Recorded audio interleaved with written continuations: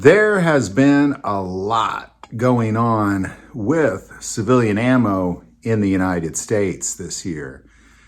A lot of it has not necessarily reflected in the store, but it's certainly worth talking about because you have the three largest civilian ammo manufacturers in the country, if not in the world. And they're all having problems that are completely different.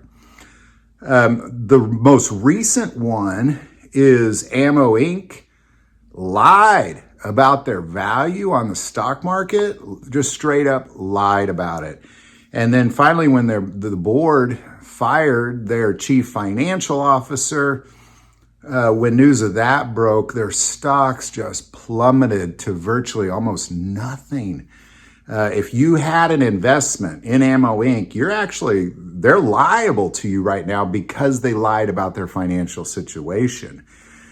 Could be going down in flames, could be out of business soon, to be quite honest, because not only is their value going down, but I would encourage you to Google Ammo Inc. lawsuits. There are law firms all over, not just the country, the world, having class action lawsuits with thousands of investors just gonna hammer on Ammo Inc. for lying about their value. Some people have lost literally millions over this. So now we got Ammo Inc. seemingly going down in flames. There's one. Then you have the U.S. Army, Lake City Ammo. So they had 4 buildings manufacturing 9mm, manufacturing 5.56 NATO, 7.62 NATO, and 50 caliber. They demolished one building and then moved from 4 of those buildings into just 2 buildings. So now what you have, the largest small arms manufacturer in the world for sure, hands down, pretty much bringing it down to half. Now, the reason they're doing this is because they're building a new facility, which is great news, to bring about the new military rifle caliber. But the problem is they have like hundreds of acres. They should have built a building and continued business as usual until that new facility was constructed. But instead, they just demolished buildings and moved everything into a smaller space, producing significantly less ammo. All the while, we're going to have to wait until potentially 2026 before that new building is open. If not 2027 is what some people are speculating. And then in addition to that, you have the largest civilian ammo manufacturer, Vista Outdoors, selling their ammo brands, which includes Federal, CCI, some of the biggest ones in the industry, and they're selling it to an external group referred to as the Czech Group, otherwise known as the Excalibur Group, otherwise known as the Excalibur Army, out of old Czechoslovakia, where when the wall came down, they just rounded up a bunch of Russian weapons and sold them to the highest bidders, this Excalibur Army. And then that's how they got their fortune. And now they control Fiocchi. And now they're about almost there. They've agreed on a price. They're going to be controlling all of the civilian ammo from Vista Outdoors in the United States.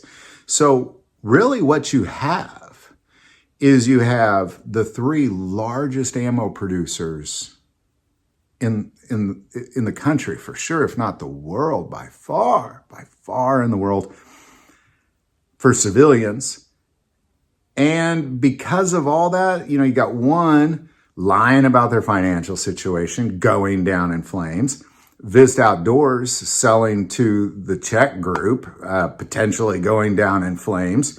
And then you have the U.S. Army Lake City Ammo Plant really just making some terrible decisions because, when you look at the U.S. military, they're not very wise when it comes to consolidating or trying to save money or trying to have facilities built before they demolish another facility. There just isn't a lot of rhyme or reason behind it. And typically, as people get promoted and demoted, you got different people in charge all the time. This right now is not a problem. But it looks terrible. It does not look promising. It does not look promising. I believe Ammo Inc., if they don't go out of business, they're definitely going to have to slow down production and somehow save some money, and they're definitely going to have to pick themselves up from the hole that they are in. Vista Outdoors, who knows what the Czech group's going to do to civilian ammo in the United States. So now our civilian ammo is controlled by Czech group? Like, that's terrible.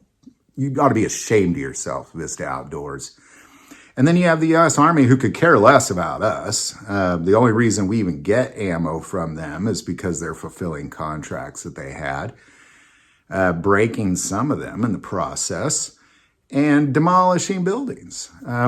This is just a big, terrible situation. And honestly, it's kind of like some dominoes falling. It looked fine about a month ago, and then all of a sudden, not so much anymore. This thing with Ammo Inc., that happened several months ago, but we're just now learning about it. The thing with Vista Outdoors has just been going back and forth and back and forth and back and forth for about 12 to 24 months. And the U.S. Army, I actually put a video like, this is great. They're gonna expand their facility, build more buildings, but instead they're just demolishing buildings at this point. Literally, construction hasn't begun for the new facility, only demolishing. That's all they've done so far. So, I don't know, man. If there's a big rush on ammo, we may be a world of hurt, but thank God there hasn't been. I don't necessarily believe there will be. I've kind of been saying that for a while. I think that's all. And honestly, I made a video about a month ago talking about how to wait till after the election to buy your ammo, because they've been holding a certain price for so long and it hadn't been going down, because they believe there'd be a rush on ammo before the election. And I believe once the election ends and the sun rises the next day and everybody gets back to work, that ammo prices would come down. But now I think there's a lot of uncertainty in the ammo industry in America because of those three companies. This is a huge problem, just a huge problem. Well, let's put it this way. It's a huge potential problem. Is it a problem right now? No. It's a problem for them. If you invested in Ammo Inc., that's a problem. You probably lost a ton of money. But and then you are liable. I mean, you can go join one of those legal groups and jump in on those lawsuits if you want, I suppose. But it's really more about the actual ammo, the bullets. What's happening to our bullets? It seems like these factories are just on sand right now, just very unstable. So any thoughts or insight on any of this, definitely put it below. Do want to take a moment and say most people that watch this channel, hey, they're not subscribers. Click that subscribe button. It greatly increases the algorithm and our ability to get these messages out. That link is also below.